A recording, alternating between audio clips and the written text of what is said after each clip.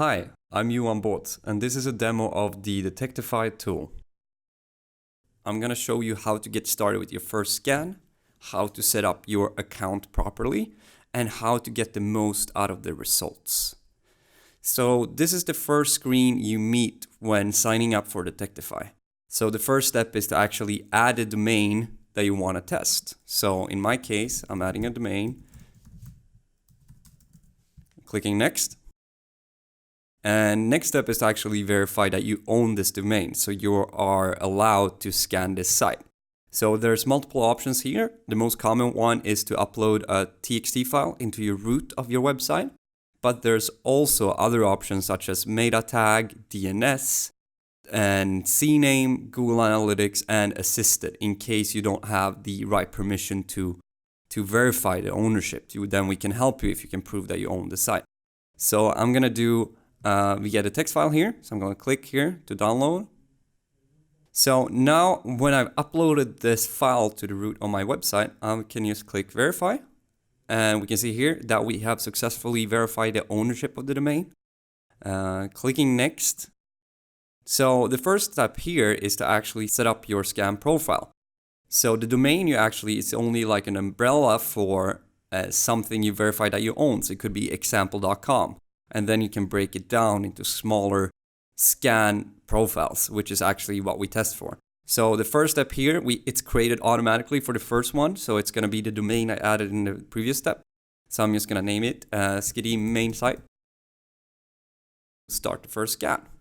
So we see here you verified Skiddy Farinina as your domain, and your scan profile is the same as the domain, but it's named Skiddy main site. And I'm going to click start scan. Now a scan is going to be started. We're going to go through some different steps, and when this is done, it takes anything between 2 to 6 hours depending on the size of the site. Then we're going to have some results to look at. So this is a setup. So the previous account I set up is only for one site, but here is a demo account with multiple sites and multiple scan profiles. So we can see the domain here for the different sites and the name, what we have named the actual scan profile. So we see here that we have some top domains that are non-authenticated, and we also have some domains that are authenticated, which means that we scan from a logged in state. So to take a look at one of these here, you simply click the name to the left here, which will bring us to the overview. Here you have an overview over the latest scans, so the latest 12 scans. You have the different types of vulnerabilities we found, and it's high, medium, and low. And all of these are based on the CVSS standard. So the high ones are everything about 6, the medium is between 3 and 6, and then the low is below that. And that doesn't necessarily mean that even if you only have medium or low, that you're not vulnerable, because it could be combined by ill-will hackers to actually leverage this to get into your system. So if we scroll down, we're going to have an activity log, which is things that has happened recently, like people who has interacted with the account. We can see when we have updated the service. And as I said, when the latest scan has been run. You can see some fluctuations here, and that's mostly because we continuously update our service with new vulnerabilities, which means that when you see our core service has been updated, you can assume that we added new vulnerabilities, because we do that in each and every one of the releases we do. So to move forward, to dive into the findings, you simply click View Findings here, which brings you to the findings page. So this is from the scan the 10th of July, and it's ordered by the CVSS severity, so the standard for common vulnerabilities. We can see the first one here, server-side template injection. If you expand it, you get a brief description. What is it? And what can happen if some ill-will hackers would leverage this vulnerability to your system. So you can see here that we have different color codes. So the red ones are high severity findings, the yellow ones are medium severity findings, and the blue ones are low severity findings. In addition to that, we also provide different information, such as which URLs we have crawled, some information, who is information, and general information we can find when trying to test your site. To look in deeper into one of these findings, we could, for example, here see our cross-site scripting. We expand here, we get all of the cross-site scripting we had, so it's 5 of them. You can see a brief explanation of what it is and what can happen. We usually link to our internal knowledge base sources too, where you can read more about remediation tips, such as this one for the cross-site scripting. You have examples, you have remediation, and you also have resources, additional resources that we believe are good resources to making your site more secure. We can actually click into any one of these to get even more information about it. So you can see the request we made, the response we got, and actually where within the code we found this vulnerability. So here you can see the DTFY tag, which is something that we have managed to put into your site as a proof of concept that this is a vulnerability. Moreover, you have our internal tagging system, which helps you to handle all of the findings we provide in a way that makes it easier to make your site more secure. So as an example, as soon as you fix the vulnerability, you go in, you mark it as fixed, and you will see the tag come up here. Another example will be a vulnerability that you don't think yourself is a vulnerability and you wouldn't care about it. Then you mark it as an accepted risk. This will mean that it will be removed from the standard sorting findings page to the left here. It will still be sortable, but not in the default view. So this could be good for setting a baseline to say, let's start with the most severe findings first and then move on. So if you select accepted risk, it will be removed from the graph and the standard sorting page. Lastly, we have false positive. False positive is used if you don't believe that this is actually true, that we haven't found that what we actually say that we found. If you click this one, you will be brought to this little dialogue or comment section where you can send in a comment and our developers manually go in and actually look at it. To go back to the findings page, we have more advanced sorting filters. So if you want to look at certain vulnerabilities, you can click on the filter here and you can do anything depending on the actual severity to the status, the tags I just showed you, to OWASP top 10.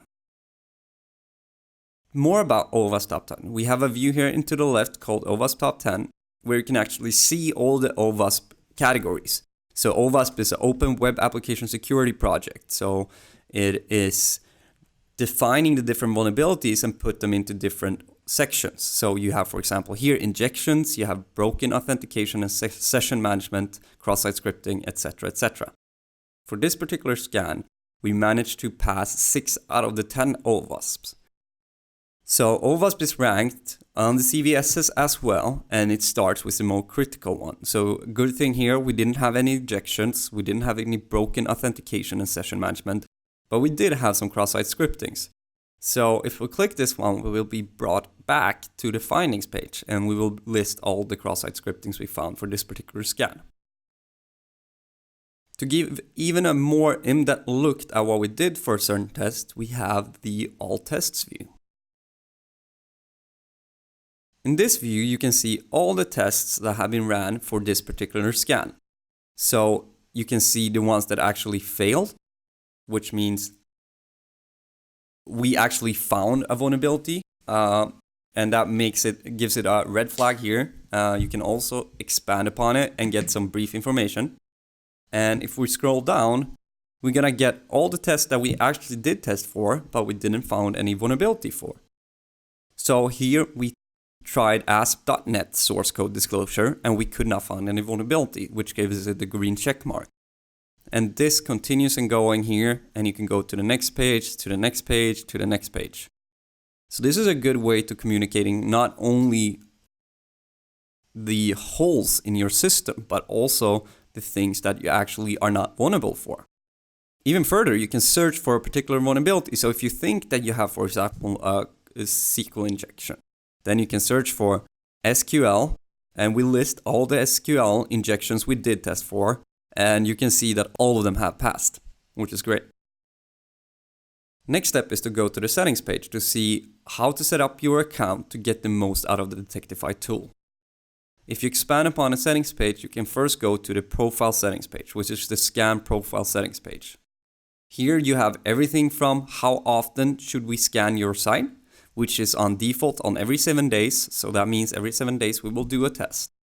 You can also set how long we should keep the reports. So in default here is 1 year. After 1 year, they will be automatically removed from our system. And what feature set do we want? So sometimes we have beta tests out here, which will actually show you here what actually we do test for. So you can enable it to toggle it on, and you will help us to improve our product. Next setting is the scan settings page. Here you can set up some customization of this particular scan profile. So for example, we have said for this particular scan, we do want to scan subdomains, so it's activated. We have said, in addition to, for us, using different services, try to identify which subdomains you have. So that is a combination of our library of about 4,000 commonly used subdomains. You can also add custom ones that you don't think that we will find. So if you have, like, for example, in this case, you don't think that we will find your shop that you have on your site, then you can just write in shop, click add path, and you will make sure that our crawl would actually go into this part of your site and test it as well. If you for some reason have a subdomain that you don't want to test for, you can blacklist it in the same way as you whitelisted it. And in the same way, you can add it here. So if you don't want us to visit a certain part, like for example, admin, you just type admin in here and you click add path. In the same way as subdomains work, we can also do with URLs. So we can whitelist certain URLs to guarantee that we visit this part of the site. And same ways goes with blacklisting, so you can say that we shouldn't go to this part of the site. Additionally, we have something called the Detectify Trails. Detectify Trails is a plugin for Chrome we built to make it able for users to do custom users behavior when doing a scan. So, for example, if you want to try your site and simulating a user that does certain things, you can record a login on your site and upload the file here, and we will perform exactly the same actions when running the scan. So here's the analytics services that we block per default to not cause any traffic bumps in your analytics services. So here you can deselect in case if you do want us to track any actions we do on your site. Next part of the settings page is to how should a scanner be recognizable. So here you can, for example, set up a custom user agent. Here's the default one we would use. But if you, for example, want to scan as a Nintendo 3DS, you can just change it here and we will simulate being that user agent when testing your site. Moreover, you can also add a custom user agent here in case you want, for example, to whitelist traffic from a certain user agent that you set up particularly for the Detectify scan. In the same way, we also have custom headers and custom cookies. So in case you want to simulate a user with a certain set of cookies or a certain set of headers, you can set that up here. Per default, the Detectify scanner will do as many requests as we possibly can. That doesn't mean that we will cause a DDoS attack on your site. It's rather that we have a one-threaded, approximately in the power range of a laptop to do requests to your site. But if you for some reason would like to lower that, you can enable request limit, set certain requests per second, and just save it. That means that we will not go more than 27 requests per second. Lastly, as I mentioned earlier, we do test for all the OWASP top 10 categories. But if you for some reason only want to test for injections, you can deselect all of the other ones. Next part is authentication. Authentication settings allow you to scan behind logins. This can be achieved using a few different alternatives. One alternative is to use our Detectify Chrome plugin. This means that you, through our Chrome extension, record a login scenario. And keep in mind, don't use any admin credentials because this is for services that want to simulate a regular user. So what you do is to record a login through our Chrome extension, and then you upload the file here. By doing so, you will allow our scanner to log into your system and try it from an authenticated stage. If you have a project that is under development currently, you can use the basic auth. Here you can see, for example, that we have configured it for this particular site because it's in the development stage right now, and we have added the credentials, which just allows us to go past that stage. And lastly, you can also set up custom session cookies for your scan. Last part of the settings page is integrations. We believe that Detectify should be a part of your everyday working process as a web developer. And to be that, we believe that we need to exist in the channels you usually spend your time in. That could be anything from Slack to Jira to Ops Genie. To set up an integration, to take Slack as an example, you simply click Add to Slack and you will be brought into the login page. After you set up that integration, you can set anything you would like to actually push through this channel. So, to take an example here, since I don't want to set up the Slack integration right now, you can only say push to HipChat when we start a scan or when we find a high risk. Lastly, we also integrate with an API. Next step is to look at our team. Under the team page that you access in the top right corner and under team. Here you can invite your colleagues to help you work with the security level of your website. You can set different permission levels to say that some are only allowed to use, which means that start a scan, or to actually only view the reports. So this could be in case you're working together with a client that you want to invite to your tool, and you only want them to be able to view the report and not do anything with the account setup. Under domains and profiles, you'll be able to add more profiles and domains. There's different options of doing this. Either you can import the domains through Google Analytics or you can add them manually.